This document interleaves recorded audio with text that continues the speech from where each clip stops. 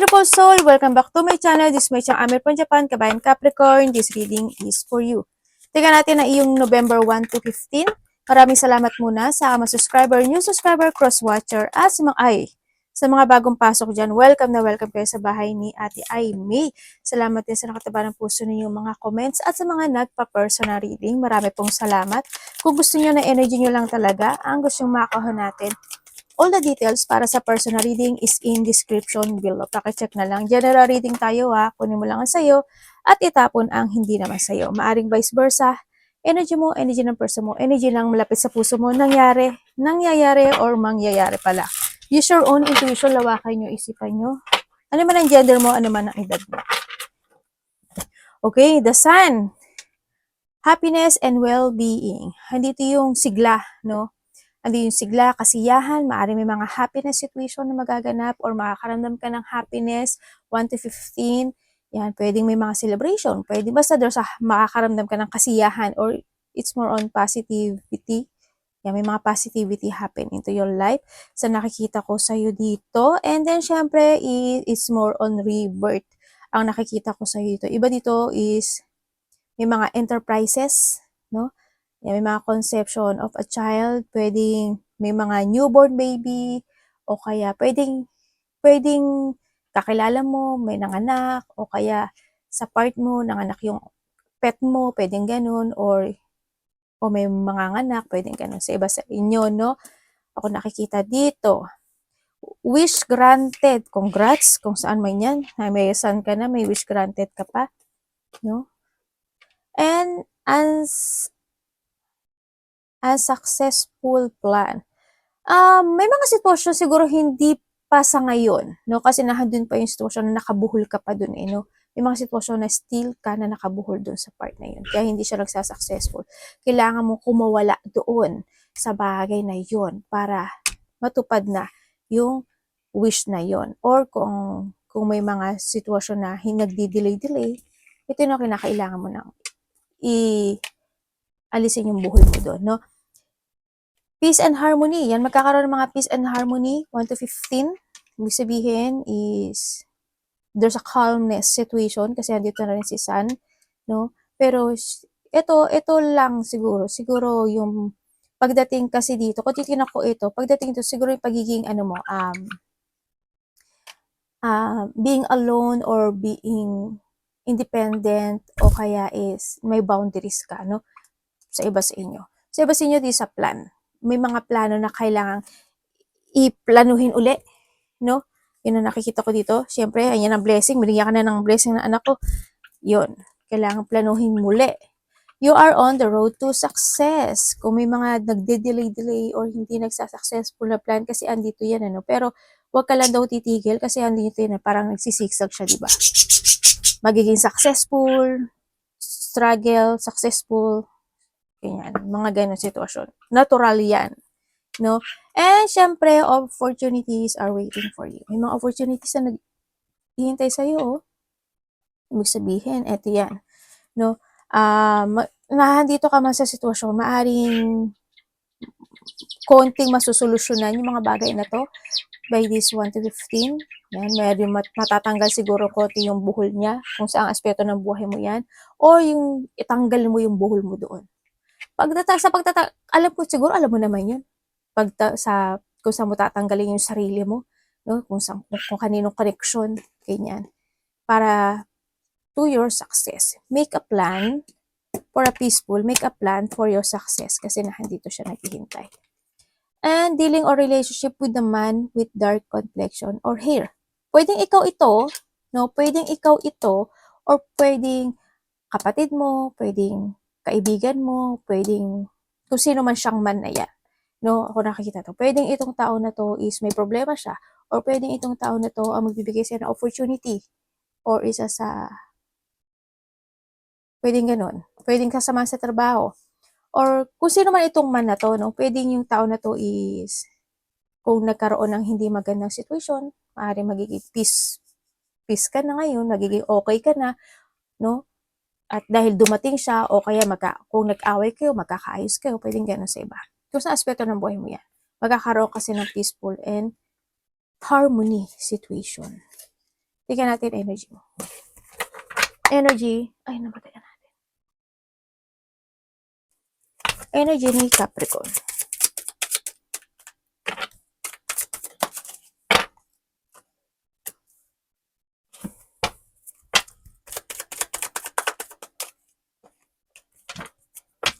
Ano po yun?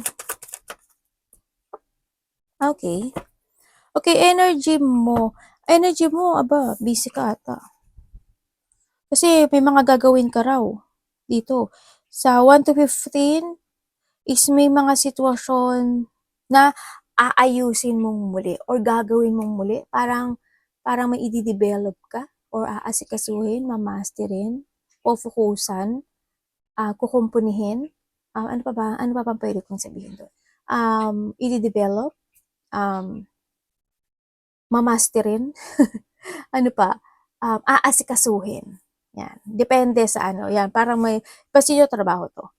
Pwedeng itong sitwasyon na to is ginagawa mo na to noon pa. Or pwedeng itong sitwasyon na ito is hindi siya nag-success in the past. Nandito sa sitwasyon no. Pwedeng hindi siya nag-success in the past and this time, itatry mo siyang muli. Pwedeng ganun. Sa iba sa inyo. Yun ang energy na nakikita ko sa iyo. Parating kay Capricorn. 1 to 15.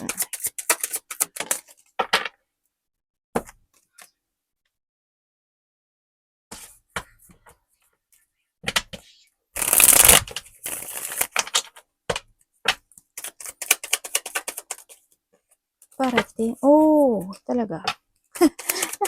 Nabibigla ako na sa ano nyo eh. Ay, Galileo. Universe, paka-explain. Thank you. Okay. May mag-a-apology sa'yo ah.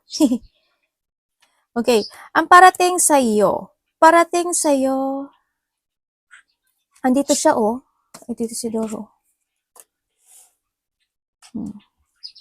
Parating sa'yo, andito ka sa sitwasyon mo. Yes, may mga opportunity na darating sa'yo.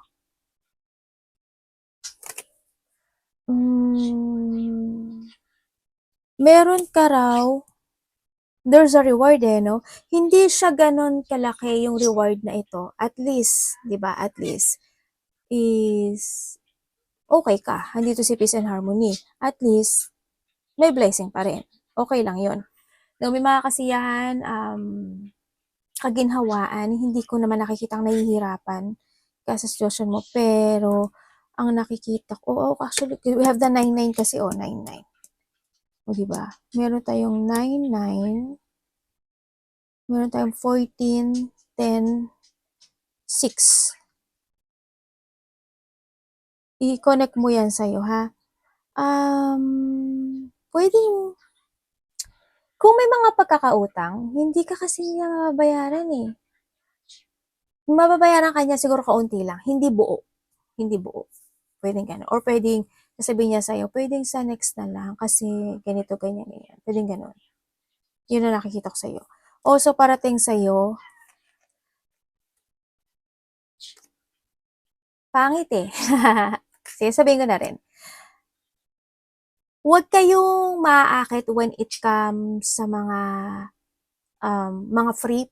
Halimbawa, may nag-text sa inyo, this is a free, pag ginano mo to, free to, o kaya namili ka sa shopping mall or namili ka sa may kasamang free. Hindi yan free.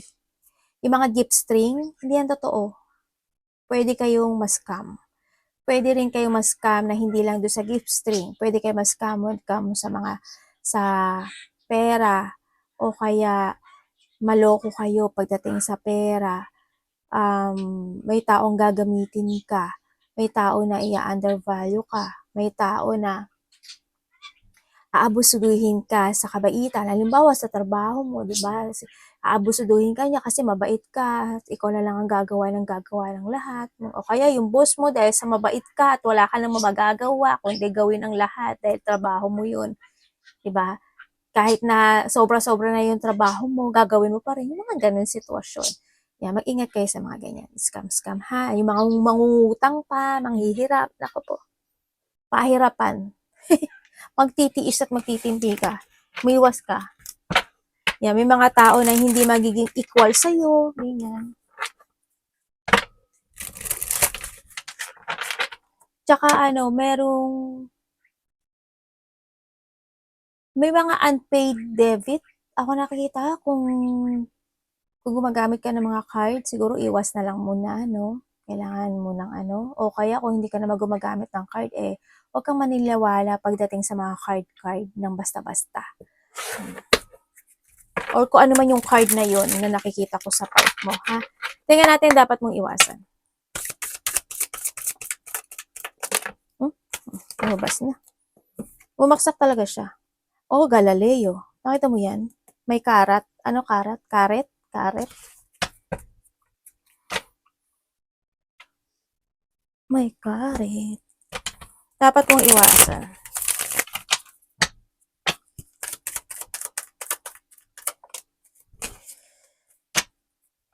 Okay. Okay, dapat mong iwasan. Siguro iwasan mo yung yung situation na parang nasabi ko nga siya dito Yung, kasi wala naman ako magagawa Alam mo yun, yung sitwasyon na gano'n. Ganyan. Okay lang yun. Kasi ikaw yun. Pero, limit yourself, no? Kung pwede naman na, kung halimbawa sa kasama sa trabaho, kung pwede naman maghati kayo. Ganyan. Wag lang yung wala kang magagawa. May magagawa ka, 'di ba? Iwasan mo syempre yung ma-misalignment ka, ganyan, yung mga conflict, yung makipagtaasan ng ego or yung mga tao na ayaw makipag-cooperate or matataas ang ego, bahala sila sa buhay nila, ganyan. Mapanghinaan ka ng loob, iwasan mo yun. Tsaka wag ka lang mag-go to the flow, no? Pero ikaw kasi to ikaw yan, kung paano mo i-manage yung sarili mo, pero wag over. Lahat naman ng over kasi is hindi maganda, di ba? Aabusuduhin ka talaga. Iwasan mo yung matakot ka sa mga bagay na gusto mong umpisahan. Matakot ka sa mga bagay na gusto mong baguhin. Yung mga bagay na gusto mong isaayos, ganyan. O yung mga sitwasyon na kailangan mo rin kasing kumilos, kumbaga, no? Kailangan mong din na wag mo rin ihiwalay yung sarili mo sa iba. Kasi marami sa inyo na inihiwalay niyo yung sarili niyo sa iba. Diba? You need to collaborate din. Kailangan mo rin ng connection with someone. Diba? Yun ang nakita ko sa'yo dito. Wag iwasan mo yung bahala na effect. Tingnan natin, love. Kapatid, anak, magulang, karelasyon, kaibigan, pamilya. Okay.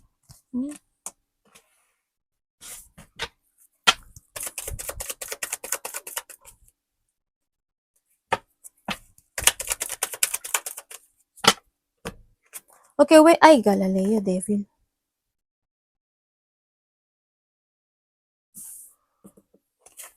Okay, pagdating sa relationship, kung kayo is nagkahiwalay nitong tao na to, kasi may third party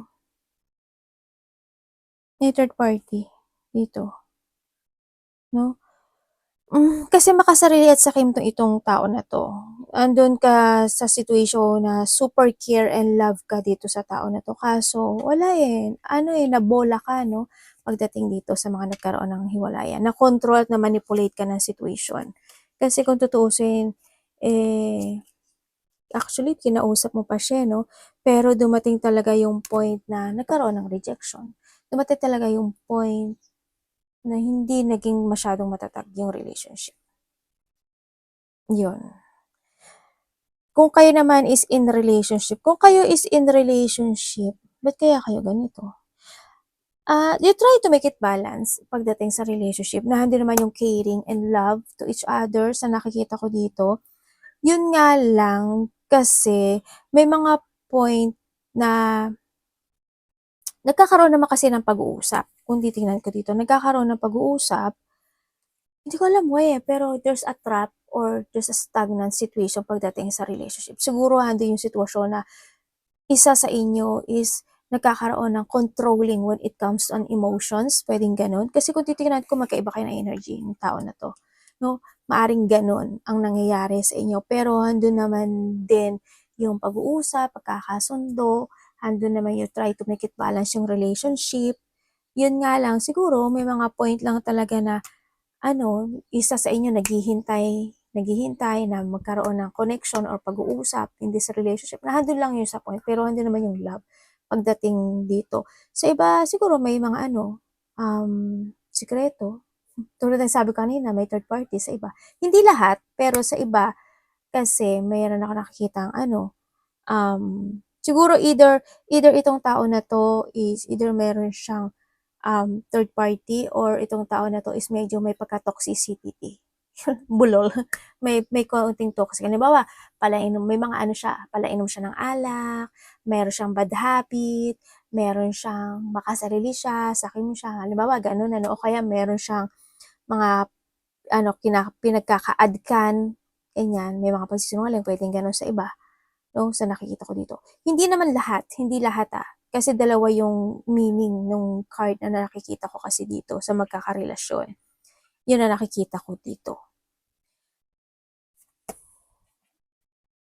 Yun. Sabay yun eh. Ay, but ito, hindi ito. Isa inyo feminine. Sa mga naman, sa mga may third party, handa talaga yung emotions pagdating sa relationship. Maaring may nalaman ka pagdating sa kanya. Ganyan. Sa iba sa inyo, siguro busy yung bawat isa. O kaya handa lang yung sitwasyon na kapag nagtagpo lang kayo, doon kayo nagkakausap, nagkakasundo. Anong gano'n. Money ni Capricorn. Dalawa talaga. Okay.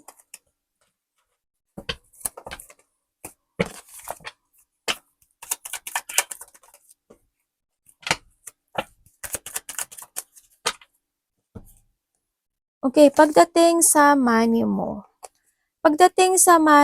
may mga bagong plano ka ngayon nakikita ko sa'yo dito. Andito ka na sa sitwasyon mo, may mga papasok na pera sa'yo. Nandito ka sa point ng buhay mo na nagkakaroon ka ng mga bagong plano.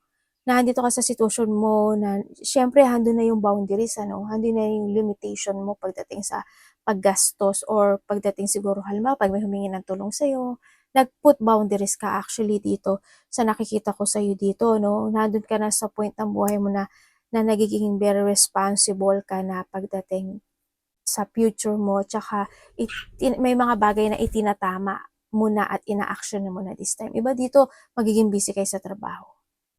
May busy ka, maaaring dahil sa pagiging busy nyo is may mga papasok talaga na pera sa iyo. Advice. Kaya gagang.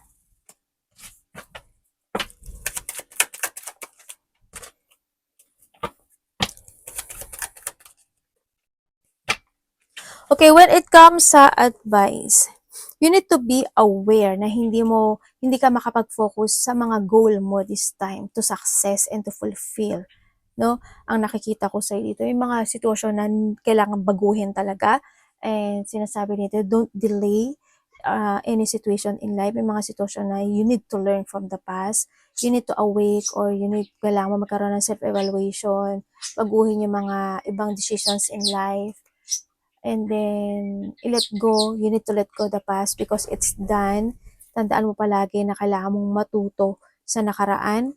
No? Keep moving to reach your goal. Ang nakikita ko dito, kailangan mo ng mga bagong plano. Plan very carefully. Sinasabi dito, this is time to place your future in your own hand. Own hand, ha? Hindi hand ng iba. Baka naman na pautang, parang ibang hand yon sa own hand mo, no? Yun, these are your personal power. I-discover mo pa yung mga kakayahan mo. It's time to expansion. You need to prepare and plan something ang sinasabi dito. And syempre, this is a time to decide in what path na gusto mong tahakin sa buhay mo. Be adventurous, no? Jump to your passion. Yun. Minsan din, lumabas-labas ka rin pag may time, ganyan. O may mga plan situation ako na may mga paglabas, may mga outgoing situation, maaring ganun sa iba ako nakikita sa inyo. May mga risk ka na gagawin or there's a creativity ako nakikita sa iyo this time. Arigato naman, God bless.